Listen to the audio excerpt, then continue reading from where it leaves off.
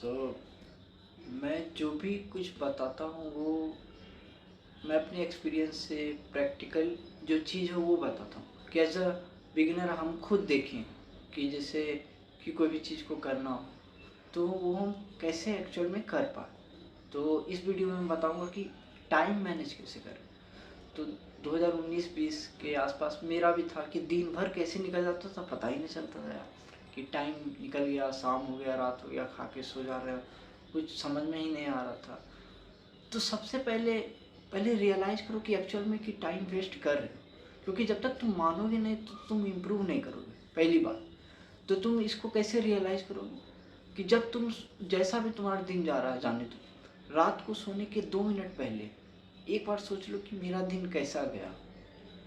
अगर तुमको लग रहा कि तुम्हारा दिन अच्छा गया और तुमने ज़्यादा टाइम वेस्ट नहीं करा, तुम कुछ यूजफुल काम करे हो, तो फिर तो कोई दिक्कत नहीं, आराम से उसको धीरे धीरे तुम ग्रेजुअली तुम इम्प्रूव कर जाओ।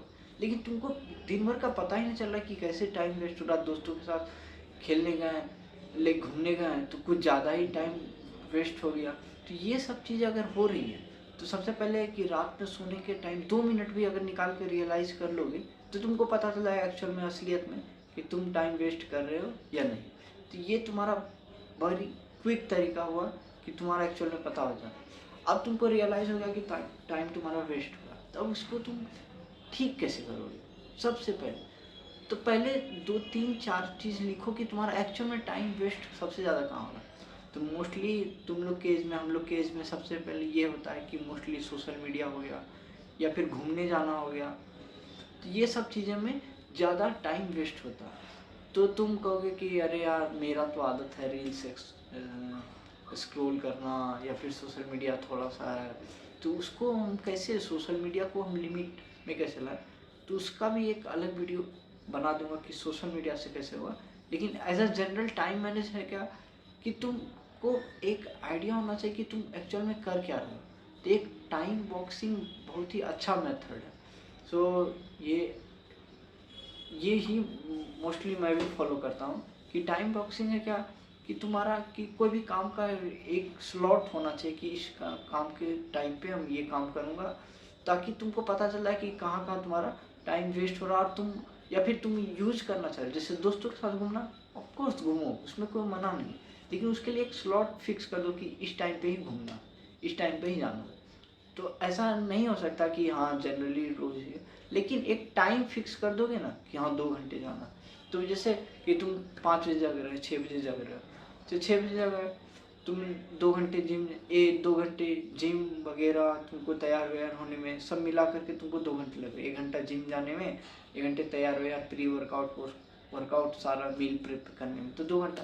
तो 6 से 2 8 घंटा तुम्हारा इस चीज़ में, 6 से 2 8 बजे, सॉरी 8 बजे तक तुमको ये काम हो गया तुम्हारा। तो ये तुम्हारा हो गया फिक्स कि हाँ ये 2 घंटे मैंने जिम में पोस्ट वर्कआउट सॉरी प्री मील पोस्ट मील में तुमने यूज़ करा। तो इस तरह से तुम्हारा फिक्स हो गया। तुम और भी टाइम बॉक्स कर सकते हो कि मेरा 9 से 4 कॉलेज है, तो वो तुम्हारा फिक्स हो गया 9 से 4। तो उस पीरियड में हम जैसे कॉलेज है ना, कॉलेज तुम फन के लिए जाओ, सिंपल सा। कॉलेज में पढ़ाई मत, पढ़ाई जब लेक्चर है लेक्चर है, बाकी तुम्हारा माइंडसेट होना चाहिए पढ़। एक्चुअल में पढ़ाई तुम्हारे रूम पे होगी, एक्चुअल में खुद से जो अकेले सेल्फ स्टडी करोगे वो एक्चुअल में पढ़ाई होगी। तुम कॉलेज में बहुत अच्छे से नहीं पढ़ पाओगे, तुम पढ़ोगे भी तो तुम्हारे दोस्त लोग बोलेंगे अरे यार क्या पढ़ रहा है, या फिर वो या छोड़ो यार क्या है।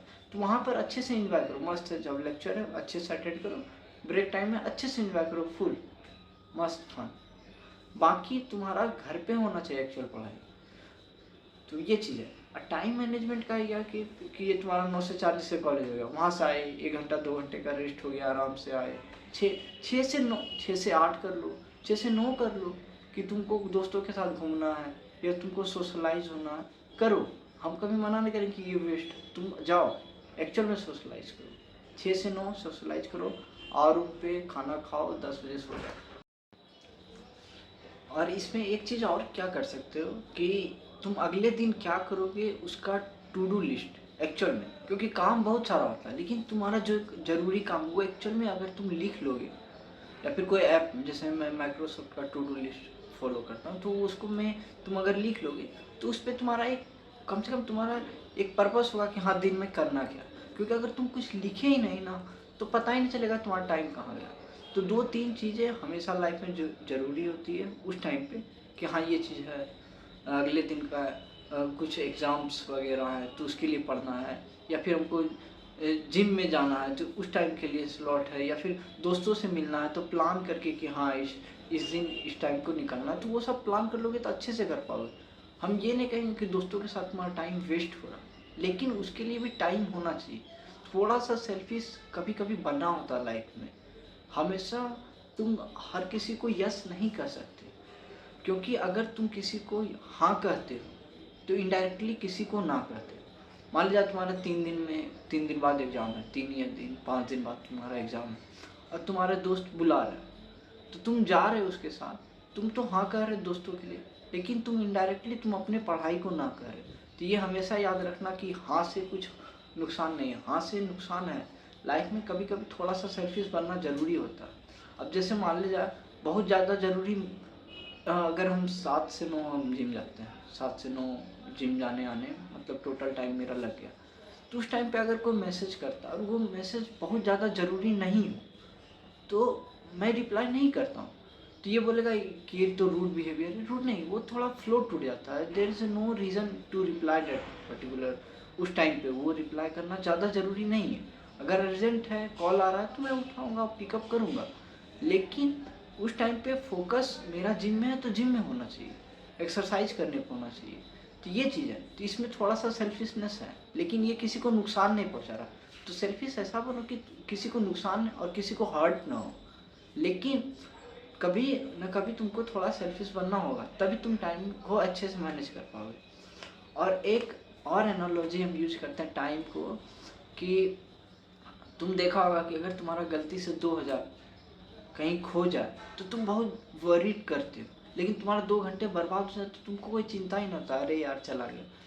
तुम टाइम को एज अ मनी के रूप में भी थोड़ा सा देखोगे ना तो एक अच्छा पर्सपेक्टिव तुम्हारा निकल जाएगा कि टाइम का भी महत्व होता है। तुमको भी पता है कि 2000 जो खोया वो वापस आ सकता, आराम से आ सकता, तुम मेहनत करोगे फिर से आ जाएगा, लेकिन 2 घंटा तुम्हारा ज़िंदगी का चला गया तो वो वापस नहीं आएगा।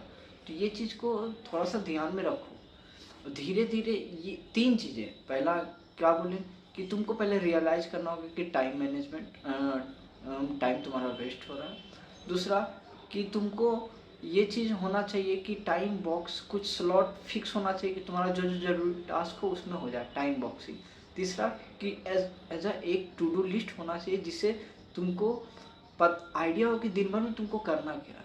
और चौथा कि ज़रूरी नहीं हर किसी को हमेशा हाँ ही कहा जाए। थोड़ा लाइफ में सेल्फिश बनो, ऐसा सेल्फिश बनो कि जिससे तुम्हारा फ़ायदा हो और दूसरे को तुम हर्ट ना करो, इस टाइप का हो, अच्छा वाला सेल्फिश। ठीक।